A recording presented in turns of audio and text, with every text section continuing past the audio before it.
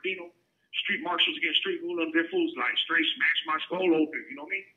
They almost killed me, man, and I picked up a case against them for trying to grab their cuete and all that. But Victory Outreach came and rescued me, man. They got me out of going to YA till I was 25, homie. I did 1 year with them, and then after my court commitment was up, I became an evangelist. I went to an evangelist academy. I graduated, everything, and then even after I was done with the time, I stayed with them. You know what I'm saying? I stayed with them because I really found God. I found God was real. You know what I'm saying? And throughout my whole life, man, he's been with me. But like my enemigos from 7th Street, I started a war with 7th Street, right? These fools started coming to the church, trying to smoke me, trying to kill me, and all kinds of stuff, man. And because they couldn't catch me on the streets, never slipped, and always had thumpers on me all the time. You know what I'm saying? They never catch me slipping, man. I don't have no holes in me from no enemies, and I was banging tough for years, man. And I ain't got nothing, man. No bullets from no enemies, nothing, man. But I've been shot at a lot of times, man. My green light, I've been shot at like 11 different times in 3 years, man. 11 different incidences, man. And fools trying to stab me, all kinds of stuff, man. Been jumped. Fools swinging at me with my check days, all kinds of stuff, man. And I always pull out victories. I always pull out the W's. You know, God is always with me. God's always protecting me, man. Like one time I was rolling, man, and I seen a dollar on the floor, man. I reached out to get the dollar, and just then some fools drove by, pop, pop, pop, popping at me. You know what I'm saying? To me, in my mind, that was my guardian angel. Just threw a dollar down there for me to duck right at that moment. You know, it's just like little things like that. People say are coincidence. Nah, I don't believe in coincidences. You know what I'm saying? So God's always had a plan for my life, but I was like Noah. You know what I mean? Like God told him to go left, he went right. And when he went right, he ended up in the belly of the whale. Now, this call and your telephone number will be monitored and recorded. Right, he ended up in the belly of the whale, right? Now, to me, the belly of the whale is here, prison. You know what I'm saying? Because that's where I'm at right now, the belly of the whale. Even though God did that, help me with my murder, that I didn't do, but I got arrested for it, got that dismissed. I did that fool spooky. I went out to Arizona, Victory Outreach, boom. They opened their doors for me, told me this and that. I could be their youth pastor. I could help them with the plays. I could write plays and show them how we do it in San Bernardino because they were barely opening up. They were a new church out there, you know, so I was like, man, God's like giving me a fresh church right here to help. I'm going to do it, right? But, you know, here comes the devil, you know, divide and conquer, stir up stuff, right? So me and my aunt get in a little argument, man. We start tripping, right? Because I'm living with my aunt out there, man, and anyway, she tells me, like, you could get out of here, man. Get the hell out of my house or whatever, right? So I go and I tell this pastor, like, man, I got to go back to California. My aunt kicked me out and this and that. And he's like, man, don't even trip. You can stay here with me. You can live with me and my family. And see, God always makes a way. You know what I'm saying?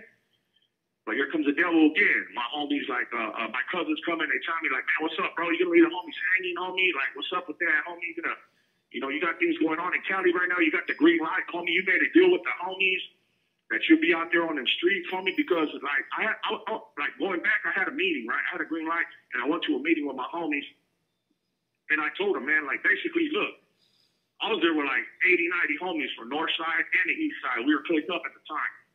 And I told these fools, like, look, homie, because they addressed the situation, the issues and stuff, and they were saying, you're our responsibility, bro. We got to knock you and this and that, homie. And I was like, well, then jump me out then, bro. If you don't want this responsibility, jump me out, bro. And you know, the homie, I thought they were gonna jump me out. The homies didn't jump me out. The homies from the block, they came and they embraced me, bro. That's a clique in my neighborhood, the Broken, and the other clique is Funny Company. Their fools embraced me, bro. And they were like, we just gotta keep it on the low key, bro, because you know the Carnadas, we're not trying to get the whole hood green lighted. So I'm like, all right. But Funny Company, those end up being the enemigos, bro. Them fools started funking. So I made a deal with the homies, like, look, stay away from my family, homie. Stay away from my kids' family, homie. And catch me on these streets, bro. I will be out here on these streets, dog. We do the gunplay on the streets or whatever it is, bro. You know what I mean? But you mess with my family, I'm going to go mess with your family. I'm going to go mess with your dog, your cat, everybody. I don't care. I'm going to pop on you when you're with your mom, bro. Don't mess with my family. So that was the deal, right? But I got to be on them streets. That's when I started doing meth, man. Real bad, because I had to be up for days. And not only was I going at it with my own homies, I was going out with Redrum and Verdugo and all kinds of other cliques over the green light. So I was just like, I didn't know who to trust. You know what I'm saying? I was paranoid.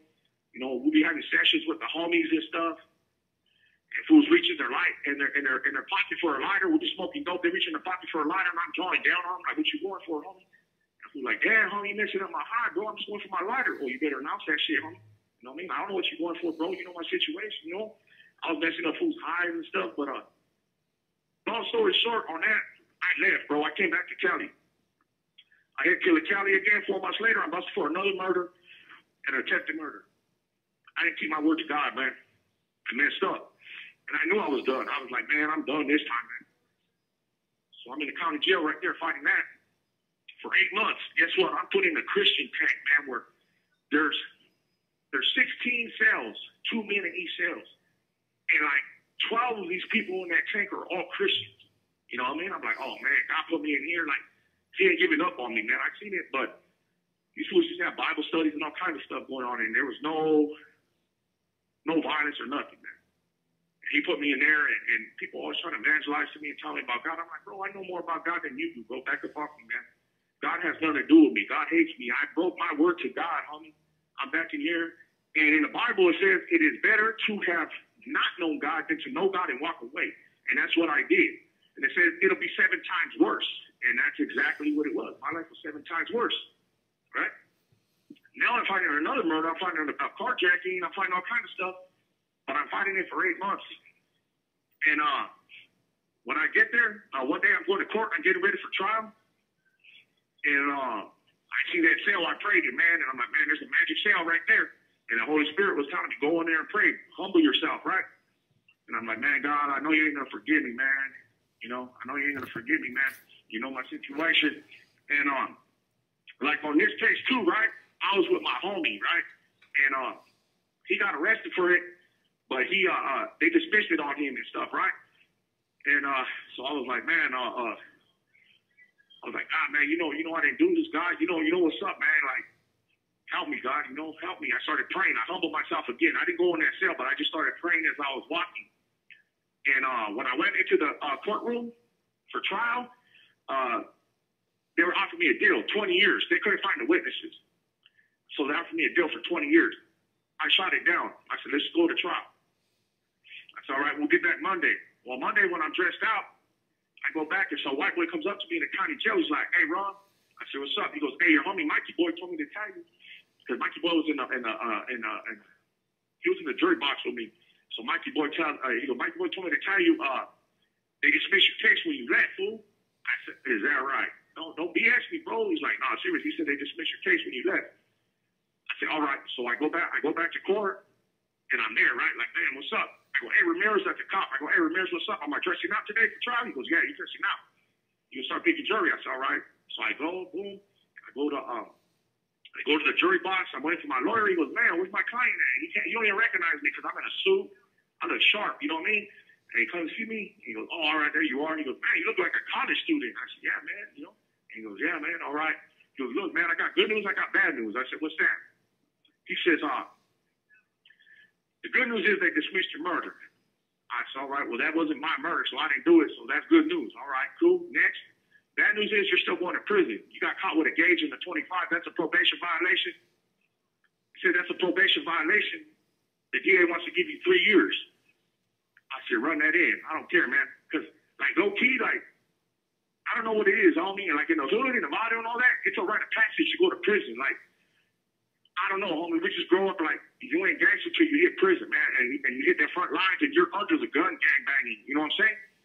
That's just how it is. So all my crew was already getting locked up for killing fools from West Side, 7th Street on this little war I kicked off, homie. All my homies were getting washed up. Everybody was getting crossed up and everything. This call and your telephone number will be monitored and recorded. Everybody's getting broke off, right? So it was just me and my homie Lazy were like basically left out there from that little crew that was left, right? So I was like, man, I want to go to prison anyways, but I don't want to go for life. So I went to prison, man. Now I'm going to show you, like, there's this story in the Bible. Okay, so I get a pass on my green light, bro. All right? Before I hit prison, I get a pass. My homie Big Lou, he helps me get a pass. You know, he was busted for popping at cops or something like that. He smoked some cops or something. He's a veterano from my hood. Oh, boy gets me a pass because he's in a Ramondo. I just got to put in Holly, right? I owe Holly. And that's it, right? I explained the situation, and they're like, man, you should explain that a long time ago. That was really nothing, bro. Like, that's personal business. Homie just thought you burned him for his glavo. You blew up his spot for nothing. I said, man, I never even took the glavo in because that incident happened. You know what I'm saying? So they cleared me, man. I got the clear, I got the pass, got the red light, everything, right? But these fools were gunning for me for 3 years, man. Like I said, man, it was getting ugly out there, man. I didn't expect to live, man. You know what I'm saying? I was already making mixtapes for my funeral because I done went to like 9 funerals for my homies already, right? I had homies dying back to back. I already made my music like, bam, here we go. Bump this mama and I get smoked. Go ahead, bump this CD right here. It's going to be a gangster party and all kinds of dumb stuff, right? I was brainwashed, man. My mind was dirty, man. I was possessed by the devil at times, you know, like sometimes I'll be busting at fools. I'll be up like days, right? I'll be up for days. And it's like I was sleepwalking. I found that out years later that that's basically what it was. Because when you're on methamphetamine, your body is still going. When you're up for days, your body is still going and your mind falls asleep into a dream state. You know what I'm saying? So you think you're seeing things. You think you're seeing shadows and all that. Your mind is in a dream state. Right? That's what my doc told me, right? So he goes, you were probably sleepwalking while you were doing your things. And I was like, so I explained one thing one time where like, I was in an incident and I was popping like, pop, pop, pop. And I like snapped. Like I woke up, I was looking, I see this fool right there, bam, on the floor. And I'm like, oh shit. Like, and I just took off running, bam, I blitzed, I was gone. Did the 100-yard dash, hit a fence, hit the alley, and I was gone. Right? So I know that that's what meth does. Meth is an evil drug. Hitler invented that drug, man. And he still has people doing live and doing some crazy old stuff on that drug nowadays, right? Even though he's dead, man.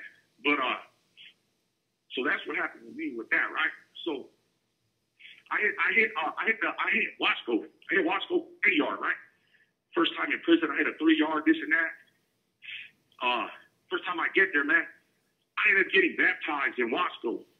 I'm going to church right there, bro. Like, so when God helped dismiss that case on me, I told him, look, I'm not going to break my promise this time. I'm really going to stay with you this time, right? You know, I was like the prodigal son. I came back to him, right? And I was praying. I was reading my Bible. But I owed Hale, you know what I mean? I owed work to the Carnales, right? Because they gave me a pass with the green light. So I was going to church. I just told the homies, like, hey, homie, when I got to prison, I'm like, look, man, I'm representing, bro. I'm here, but I ain't trying to be nobody. I'm not trying to do the most or none, bro. You know, I'm not trying to be Sudan. I'm just for the Sud, bro. You know, so United Rasa, I'm here. You know, and that's it, bro. Like, I'm not trying to do too much, right? Well, I go to a service, right? When the church service in the LA County chaplain, he rose up and he's preaching, right? And he's clowning, man. He's clowning. He got the gift of gab right there. He's a bomb evangelist. He's talking about these cholos, these gangsters. They walk the yard with these big-ass brochas, big old whips, and their pants up to their chest, and hella tattoos and all that, right? And he's clowning them, bro. And he's saying they're like they're devils in disguise, man. They're just here to set homies up for failure and all that, right? So I go and I get baptized at Wasco, all right? So I come out of church one day, and I go call a domino game. I hit the yard in front of Building 3. I go hit the yard. I call a domino game. And the homies right there, they're bumping some Bone Thugs and Harmony and stuff, right? And this old-ass cholo named Noli from Pacoima, he fit the description. You have 60 seconds remaining. He fit the description perfect, bro. He comes up with his big-ass broad-shot tattoos and all that. And this fool only got all kinds of tattoos because he's a programmer, bro. He ain't putting in no work. A lot of these homies, I mean, a lot of people think because you got hella tattoos, like you're hella crazy. Nah. A lot of the homies in the Bay and all that you see, they don't get tattoos because they don't got tattoo machines in there. All the homies are really putting in work. They ain't all blasted up like that. You know what I'm saying? Because they're always in the hole. So this dude, he thinks he's all that. He got the keys to one building right there, right?